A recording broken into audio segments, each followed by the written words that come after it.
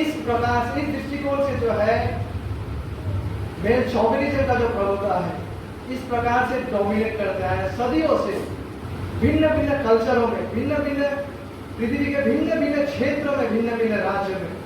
लेकिन साथ ही साथ जब हम उस ओर भी ताकते हैं, महिला का लालसा, उस सच्चाई को भी हम देख पाते हैं। हालांकि ये अधिक आज के जो मॉडर्न युग है, आज के मॉडर्न युग में हम इस सच्चाई को देख पाते हैं।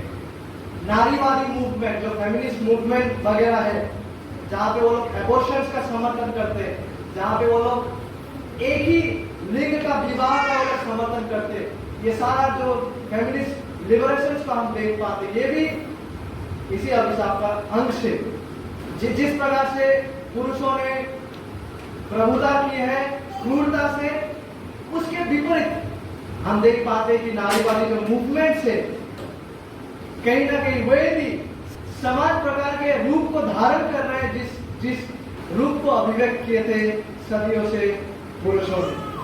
और इस तरह से हम देख पाते हैं कि किस प्रकार से शैतान ने शुरू में ही परमेश्वर ने जिस डिजाइन से परिवार को बनाए हैं उसको आक्रमण किए हैं। ये आक्रमण और ये पतन केवल परिवार तक ही सीमित नहीं रह गया था। शैतान ने परिवार में अटैक किया, महिला पुरुष का जो जिम्मेदारी है उसमें अटैक किया, परमेश्वर का डिजाइन में अटैक किया, केवल उतना तक ही सीमित नहीं था। तार परिणाम स्वरूप, उसके फल स्वरूप हम देख पाते, जब हम उत्पत्ति में आगे बढ़ते हैं, हम देख पाते इस पाप, इस पतन का परिणाम स्वरूप भाई भाई का हत्या करते हैं, व्यभिचार करते हैं, होमोसेक्सुअलिटी घटते हैं। सोदोम और गमोरा में किस प्रकार के घिनौना वैश्यगमन का कार्य करते हैं। ये सारा चीज उस जड़ से होके आया जब परिवार का जो सटीक केंद्र है उस पर आक्रमण किया गया। As a result rest all things follow.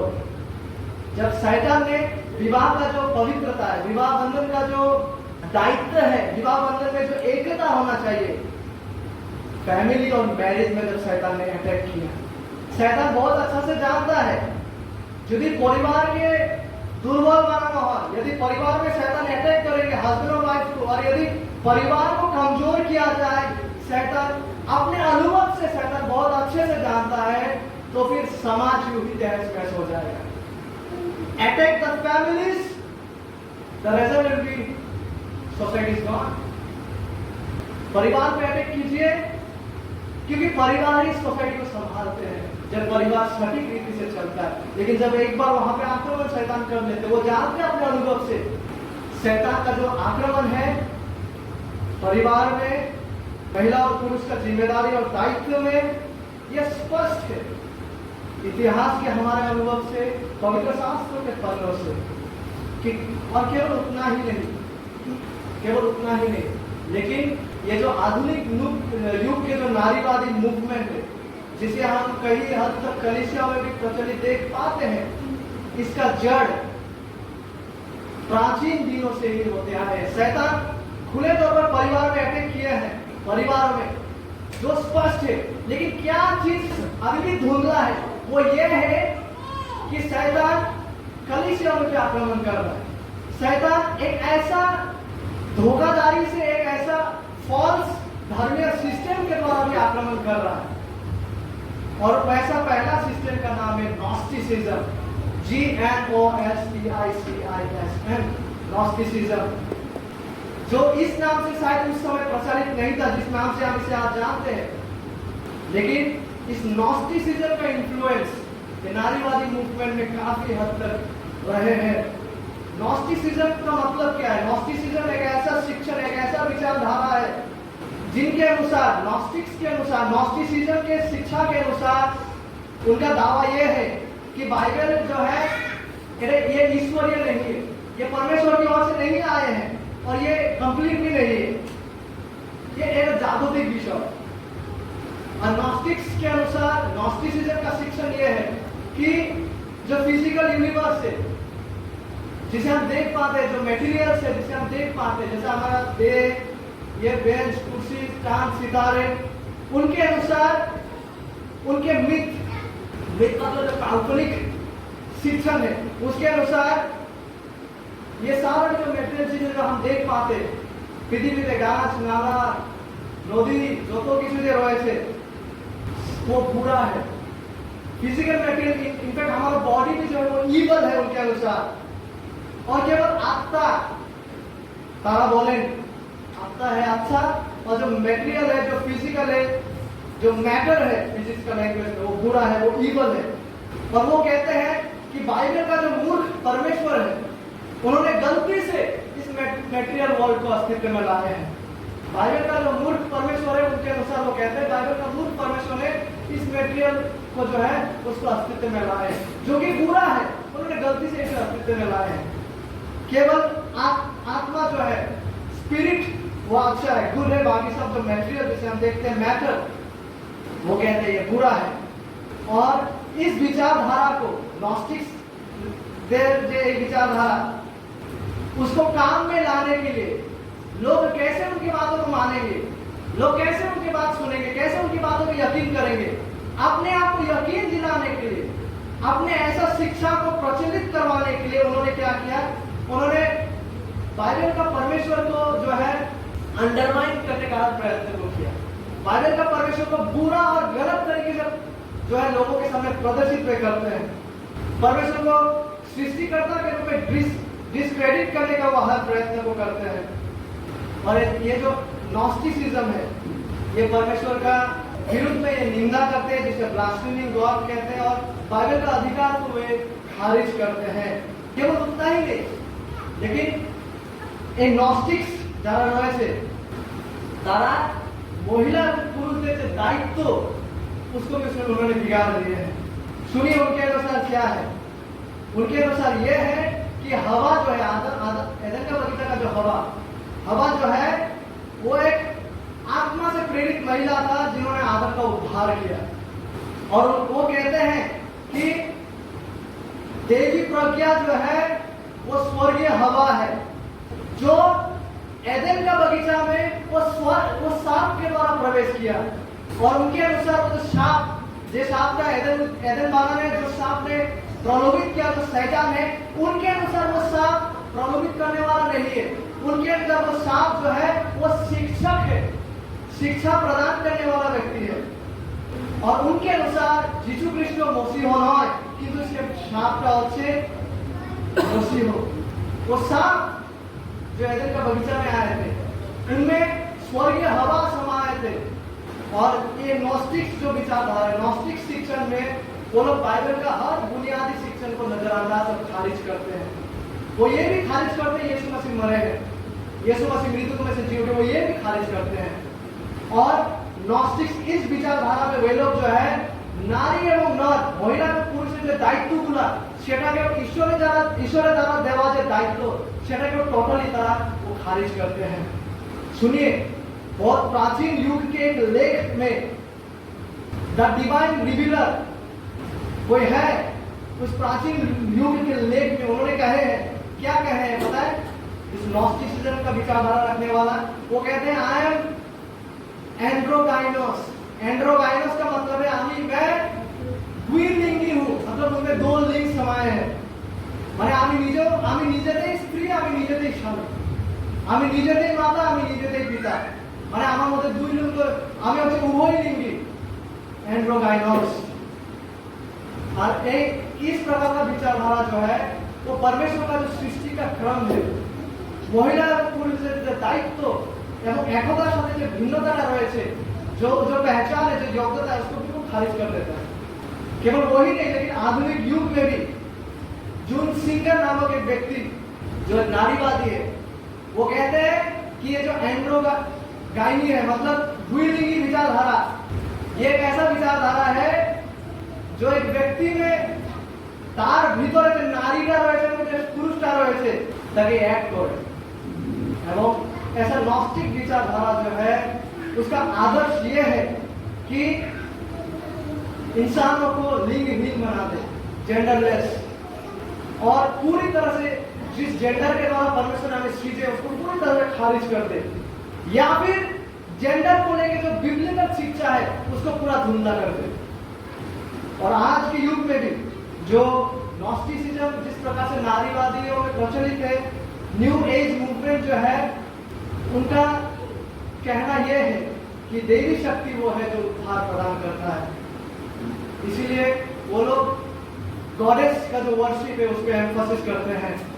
और उनके अनुसार पुरुष जो है, मेल जो है वो बुरा है, जैसा फिजिकल वर्ल्ड नॉस्टिक्स कहते हैं कि वो बुरा है, मेल जो है वो बुरा है और नारी जो है वो स्पिरिट है वो अच्छा है, इस प्रकार से वो व्याख्या करते हैं।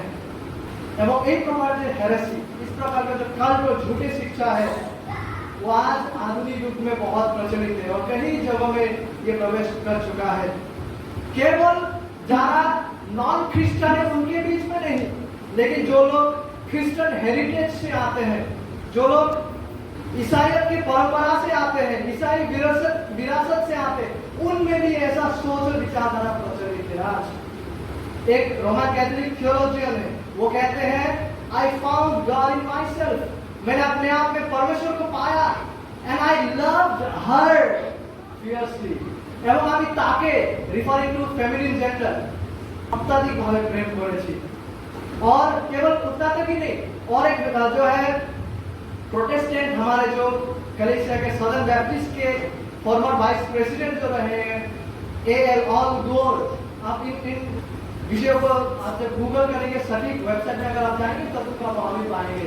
हालांकि स्टडी और इस जो भी मैंने लिखे हैं इसके लिए मैं बहुत ही आभारी हूँ डॉक्टर जॉन पाइपर, डॉक्टर ग्रूडेन और डॉक्टर जॉन मैकआर्थर जैसे लोगों का, जिन्होंने समय रहते ही बच्चों से बहुत सारे विषयों को मुझे सिखाए हैं। और एक व्यक्ति है सदर्न बैप्टिस्ट के जो फॉर्मर वाइस प्रेसिडेंट है, उनका ये मानना है, उनका ये विश्वास है, देखिए प्रोटेस्टेंट बात में भी ये विचारधारा घुस चुका है। वो कहते हैं his hope that ancient pagan goddess worship, जो प्राचीन काल के जो देवी का जो पूजा था, will help bring us planetary and personal salvation। वो पूजा करने के द्वारा हमको जो है उद्धार की और व्यक्तिगत उद्धार प्राप्त कर सकते हैं। क्या हम देख पा रहे कितना हद तक ये विचारधारा जो है प्रोटेस्टेंट बात में भी प्रवेश कर चुका है।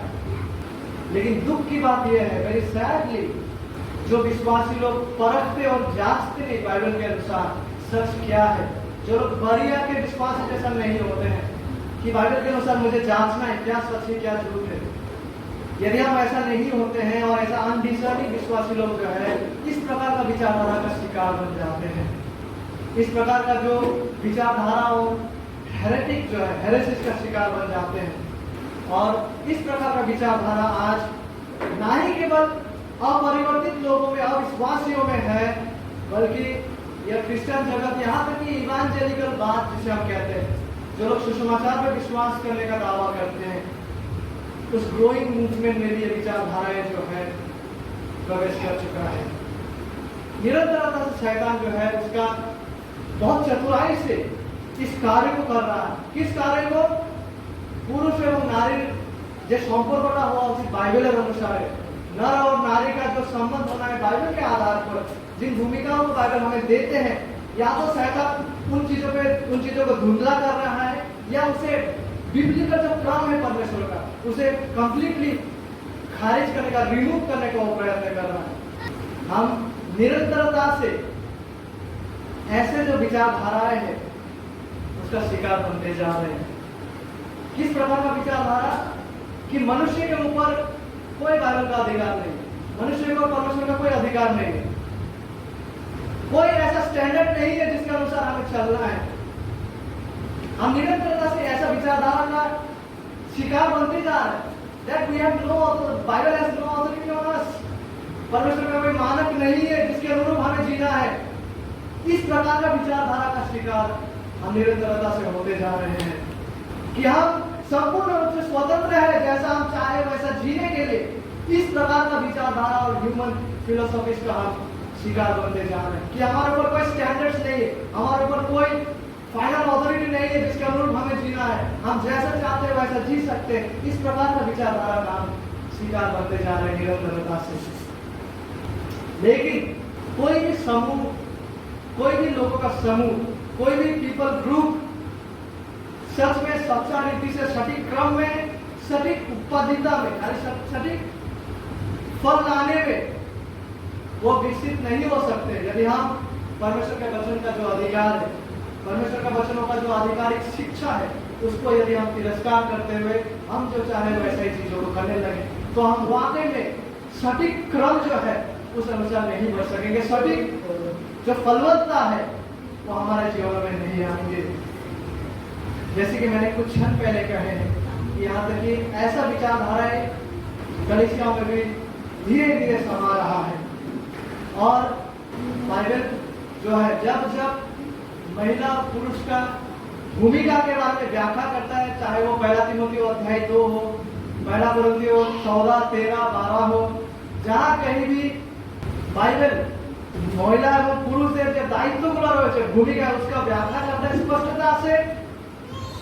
वैसा वैसा बाइबल पदों को ऐसा विचारधारा रखने वाले लोग जो कलीसिया में भी समा गया है वो लोग क्या करते हैं, वो लोग ऐसा कहते हैं कि एक शिक्षा हम लोग के लिए आज के लिए नहीं, ये तब तक के लिए है। अन्यथा वो लोग ऐसा भी व्याख्या करते हैं कि वो जो बाइबल पद है उसको स्क्राइब्स ने गलती से डाल दिया, उसको पॉल ने नहीं लिखा। इस प्रकार का व्याख्या वो करते हैं। इस प्रकार से वो व्याख्या करते हुए बाइबल का जो अधिकार है, बाइबल को जो स्पष्ट अचूकता है, एब्सोल्यूट ऑथोरिटी जो है उसको खारिज करते हैं और कहीं ना कहीं नजरअंदाज कर रहे हैं, जिसके फलस्वरूप कलीसियाओं में हम बढ़ता हुआ एपोस्टेसी को देख पाते हैं। एपोस्टेसी पद भ्रष्टता, कलीसिया में बढ़ता हुआ कंफ्यूजन, डिसऑर्डर और यहाँ तक कि कलीसिया में बढ़ता हुआ अनैतिकता को भी हम देख पाते हैं। हम कैसे इन चीजों का आशा ना करें जब पहले बाइबल ने कह दिया था, पत्रस दूसरा पत्रस में कह दिया था, जैसे उन दिनों में उनमें झूठा भविष्यवक्ता आए थे, चर्च एज में भी जो है झूठा शिक्षण को फैलाने वाले लोग होंगे। और प्रेरित पौलुस उसी समय जी रहा था जब ऐसा शिक्षा में ऐसा विचारधारा वृद्धि पा रहे थे। और प्रेरित पौलुस ने ऐसा विचारधाराओं को मद्देनजर रखते हुए वो इफिसी का पत्री को लिखते हैं, जहां वो हस्बैंड और वाइफ का जो परमेश्वर का द्वारा दिया गया जो गॉड गिवन रोल्स है उसको वो फिर से लोगों को स्मरण दिलाते हैं। हालांकि इस विषय में हम आज काफी हद तक नहीं देख पाएंगे क्योंकि समय का पाबंदी है। बाद में प्रयास करूंगा कि आने वाला कल और नेक्स्ट संडे को इन विषयों को अधिक विस्तार से आप सबों के सामने रखने के लिए, लेकिन इससे पहले कि हम आज का स्टडी को समाप्त करें कुछ महत्वपूर्ण विषयों को सामने रखना चाहूंगा। जैसे कि शुरू में ही हम लोगों ने हमारा टाइटल क्या था, पार्ट 1 सृष्टि में जो परमेश्वर का डिजाइन क्रम है उसके बारे में, और साथ ही साथ विवाह के लिए परमेश्वर का डिजाइन जो है, इन दोनों ही बातों को हम जो है इस श्रृंखला में देखने जा रहे हैं। और देखिए एक सर्वे के अनुसार, और इस सर्वे को मैंने डॉक्टर जॉन मैकआर्थर से बात प्राप्त किए हैं, पिछले जो विगत 30 बच्चों में सर्वे द्वारा किया गया कुछ तत्व है उसको सामने रखना चाहूंगा। ये बातें सर्वे में सामने आए हैं with in the last 30 to 35 years।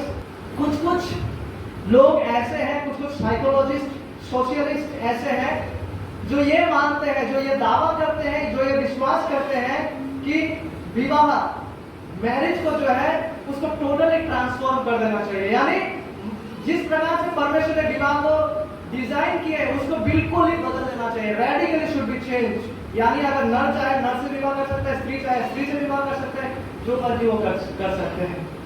उनके अनुसार विवाह को जो है टोटली बदल दिया जाना चाहिए। अन्यथा यदि विवाह केवल एक पुरुष और एक स्त्री के बीच ही नियुक्त समय में होना, यदि यही विवाह होने जा रहा है आने वाले दिनों में, तो इस विवाह को टोटली रिमूव कर देना चाहिए। उनका ये मानना, उनका ये विश्वास और विचारधारा है।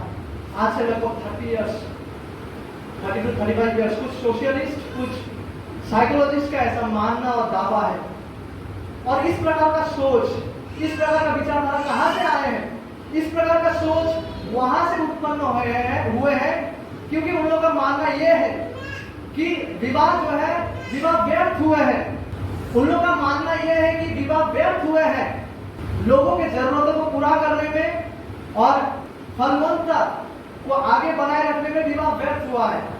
विवाह मैरिज संतुष्टि को नहीं लाते हैं, इसीलिए जो है मैरिज को या तो ट्रांसफॉर्म कर दो टोटली, या मैरिज को टोटली रिमूव कर दो। यदि मैरिज वही वन मैन वन वुमेन वाला होने जा रहा है। उनका ये सोच और विचारधारा। क्यों? क्योंकि विवाह जो है वो सेटिस्फैक्शन नहीं ला रहे, विवाह लोगों का जरूरतों को पूरा नहीं कर रहा है, उनका ये मानना है। इस प्रकार का सोच और विचारधारा उनका है। लेकिन विवाह व्यर्थ नहीं हुआ है, विवाह व्यर्थ नहीं हुआ है। बात यह है कि अधिक से अधिक लोग विवाह को जो है नजरअंदाज कर रहे हैं, विवाह को अवॉइड कर रहे हैं। और दुख की बात यह है कि যারা বিবাহিত রয়েছে, सर्वे के अनुसार दुख की बात है कि যারা विवाहित रहे थे, जो विवाहित भी है, वे भी उनमें से लगभग 50% लोग ऐसे हैं जो विवाहित है, उनमें से 50% लोग ऐसे हैं जो विवाह से निकल गए हैं, जो विवाह से निकल गए हैं। विवाह बंध থেকে নিজেকে সরিয়ে নিয়েছে। এমনকি যারা বিবাহিত उनमें से 50% एटलिस्ट ऐसे एमन दाम्पत्य रयेछे जहाँ হয়তো স্বামী চলে গেছে বা স্ত্রী ছেড়ে চলে গেছে, তারা বিবাহ বন্ধনে আর রয়ে যায় নাই। They have walked out of the covenant of marriage, वहां से निकल जाते हैं, वहां से निकल गए हैं। बजाय इसके कि वो निरंतरता से प्रयास करे, हर डिटर्मिनेशन को लगाए ताकि वो हर जरूरत चीजों को कर सके अपना विवाह को सफल बनाने के लिए। बजाय इसके जो लोग विवाहित भी है, सर्वे के अनुसार एटलीस्ट 50% वैसे लोग हैं হয়তো ত্যাগপত্র দিয়ে বিবাহ থেকে বেরিয়ে গেছে বা এমনি ত্যাগপত্র না দিয়ে স্বামী একদিকে স্ত্রী একদিকে। बजाय इसके कि तारा जब प्रचेष्टा करे निजे विवाह को सफल बनाने के। और अभी कुछ आंकड़ों को मैं बताने जा रहा हूँ। उसी सर्वेक्षण जो हुआ है इसके दौरान जून 8वीं जून 1992 के दौरान कई बात है। What has emerged is that marriage is in worse shape than ever. जे जिनिसगुला घटतेছে इस सर्वेक्षण के अनुसार विवाह पहले जैसा बदतर स्थिति में नहीं था, उससे भी बदतर स्थिति में पहुंच गया है।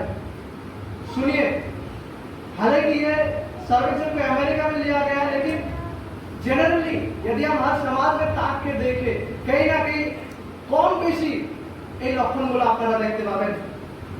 डाइवोर्स जो है वो बना हुआ है, जैसे डाइवोर्स गति में था उसी गति में प्रचलित है। और 1970 में 1970 में विवाह नहीं करके जो बच्चा पैदा करते थे उसका ट्रिपल हो चुका है 1990s में। माने विवाह नहीं অনৈতিক ভাবে মানে সন্তান প্রসব করছে, 3rd टाइम्स वो ग्रो किए हैं। जार इसके फलस्वरूप सर्वेक्षण कहता है, इसके फलस्वरूप ऐसे प्रकार के रोग और डिस्फंक्शन जो है ऐसे विवाह का होने के द्वारा, ऐसे संबंध के वजह से विवाह तो किया है but walk out of the marriage, ये वास्तविकता और बिया ना होए संतान प्रसव करा पवित्र भावे, एक वास्तविकता के लिए जो फल के रूप में आए हैं वो है डिस्फंक्शनल रियलिटी। कुछ इस प्रकार का रोग जो इस ट्रेंड के साथ उभर के आए, और वो रोग क्या है सुनिए, बढ़ता हुआ चाइल्ड एब्यूज, बच्चों का शोषण, बच्चों का बढ़ता हुआ शोषण, क्राइम, अपराध, जुर्म, सीखने में डिसएबिलिटीज, মানে শিক্ষাতে যেরকম প্রশিক্ষিত হয়ে যাচ্ছিল সেখানে विकलांगता को देखा जा रहा है, डिसएबिलिटी। और इसके साथ साथ आप और कई सारी चीजें भी जोड़ सकते हैं। कार्ल जिन्समेस्टर एक स्कॉलर है अमेरिकन एंटरप्राइज इंस्टीट्यूट में, वो कहते हैं कि ये जो डाटा है, ये जो तत्व है वो सच में चिंता कर देने वाला है। क्योंकि वो कहते हैं इनमें से कुछ भी जो है वो बिल्कुल एगुलो उचित नয়। তিনি বলতেছে কি বিষয়গুলো, डाइवोर्स ठीक नहीं है, सिंगल पैरेंट फैमिलीज মানে जहाँ पे केवल एक ही पैरेंट है, স্বামী অন্যদিকে স্ত্রী অন্যদিকে, সেটাও ঠিক নয়। এবং সৎ পরিবার स्टेप पैरेंट फैमिलीज वो भी हेल्दी नहीं है, वो कह रहे हैं। और वो कहते हैं कि there is a high correlation between, এই দুইটার মধ্যে অনেক বড় সম্পর্ক রয়েছে। কি দুটোর মধ্যে, बहुत ध्यान से सुनिएगा, এই দুটোর মধ্যে অনেক বড় সম্পর্ক রয়েছে। क्या के बीच में संपर्क है बहुत बड़ा, जो परिवार तितर बितर हो गया है, जो परिवार डिस्टॉर्टेड एंड डिसरप्टेड है, जो परिवार नाकाम है, हालांकि अमेरिकन सर्वे वो कहते हैं कि जो परिवार डिसरप्टेड है, जो परिवार जो है वो तितर बितर है, जो परिवार नाकाम है, जे परिवार व्यर्थ হয়ে છે সে পরিবারে এগুলো প্রতিফল बढ़ता हुआ क्राइम, बढ़ता हुआ चाइल्ड एब्यूज, बच्चों का शोषण, बढ़ता हुआ सारा जो ये रोगे हैं, सारे जो समस्याएं हैं, ये इसी का परिणाम है। और आगे वो कहते हैं अकॉर्डिंग टू रिसर्च, उनके द्वारा किया गया रिसर्च के अनुसार more than 80% of the adolescent, 80% से भी ज्यादा एवं তাদের মধ্যে যারা সাইকিয়াট্রিক হসপিটালে যারা রয়েছে, ঠিক আছে, যারা হসপিটালে কোনো মানসিক बीमारी की वजह से जो हॉस्पिटल में है, এই বাচ্চাদের মধ্যে যারা मानसिक बीमारी की वजह से जो हॉस्पिटल है, उनमें से 80% से भी ज्यादा बच्चे ऐसे घर से होके आते हैं जिस घर में माता या पिता में से कोई एक एब्सेंट है। आप समझ रहे हैं? जिन बच्चों का मानसिक बीमारी है और जो मानसिक इलाज करवा रहे साइकियाट्रिक हॉस्पिटल्स में, उनमें से 80% से भी ज्यादा बच्चे वैसे घरों में आते हैं जहां पे एक या माता एब्सेंट है या पिता एब्सेंट है, विवाहित है, शायद नहीं रह रहे एक साथ, या फिर शायद डिवोर्स हो चुका है, जगह हमारी माता मां ने और बाबा ने, एमन परिवार की तारा आसছে। ये उनके द्वारा किया गया रिसर्च में ये बताए हैं। वो एक स्कॉलर है कार्ल जिनमेस्टर, अमेरिकन एंटरप्राइज इंस्टीट्यूट का वो एक स्कॉलर है। वह ऐसा कहते हैं कि 80% से भी ज्यादा वैसा मानसिक बीमार वाला बच्चे ऐसे घरों से आते हैं जो घर तहस नहस हो चुका है, जो टूटा हुआ परिवार है, जो तितर बितर परिवार है, जिस परिवार में केवल एक ही सिंगल पेरेंट है, बावजूद इसके कि उसमें दो थे, एक एब्सेंट है। और 1988 का स्टडी में जो डॉगलस ए स्मिथ और जी रोजर के द्वारा किया गया है, उन्होंने ये दिखाया है कि the percentage of single parent house hold, एक ही जहाँ पे एक ही या तो माता है या पिता है, सिंगल पेरेंट जहाँ पे एक ही पेरेंट है, वैसे घरों का जो बच्चे लोग के चिल्ड्रेन जो टीनेज है 13 বছর থেকে 19 বছর, তারা জড়িত রয়েছে वायलेंट जो क्राइम से, वायलेंट जो चोरियां होते हैं, वैसा काम से ऐसा बच्चे जुड़ा हुआ रहते हैं। कौन सा वो घरों के बच्चे जिस घरों में केवल एक ही पेरेंट है, वैसा परिवारों से आता हुआ बच्चा जो है वो ज्यादा से ज्यादा ऐसा क्राइम्स में इन्वॉल्व पाया गया है। यदि ये बातें आज से लेकर 30-35 साल पहले का सच्चाई था, तो आज के 30-35 साल बाद और क्या हो सकता है, हम अंदाजा लगाइए। आज से लगभग 2000 साल पहले प्रेरित पौलुस ने कहे थे, मैं इन पदों को पढ़ना चाहूंगा। दूसरा तीमुथियुस अध्याय 3 पद 1 से लेकर 4 और फिर पद 13, मैं इन पदों को पढ़ना चाहूंगा। पर यह स्मरण रख कि अंतिम दिनों में कठिन समय आएंगे, क्योंकि मनुष्य स्वार्थी, लोभी, डींगमार, अभिमानी, निंदक, माता पिता की आज्ञा टालने वाले, कृतघ्न, अपवित्र, दया रहित, क्षमा रहित, दोष लगाने वाले, असंयमी, कठोर, भले के बैरी, विश्वासघाती, ढीठ, घमंडी और परमेश्वर के नहीं वरन सुख विलास ही के चाहने वाले होंगे। पद 13, परंतु दुष्ट और बहकाने वाले, धोखे देते हुए और धोखा खाते हुए बिगड़ते चले जाएंगे।